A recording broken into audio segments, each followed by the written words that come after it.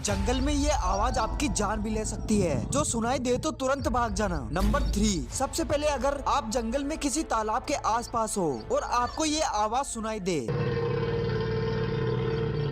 तो वहाँ से जितना दूर हो सकता है भाग जाओ, क्योंकि वो एक क्रोकोडाइल की आवाज थी जो आपके आसपास ही मौजूद था, जो कभी भी बाहर निकल सकता था। नंबर 2, अगर आप किसी घने जंगल में घूम रहे हो और आपको ये प्यारी सी आवाज सुनाई दे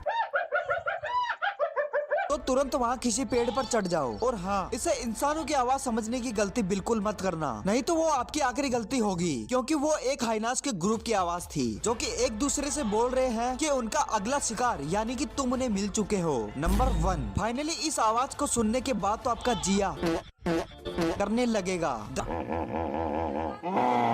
दरअसल ये एक हिप्पोपोटेमस का साउंड था जिसके इलाके में आपने कदम रख दिया है, और आपके साथ क्या करना है ये वही तय करेगा।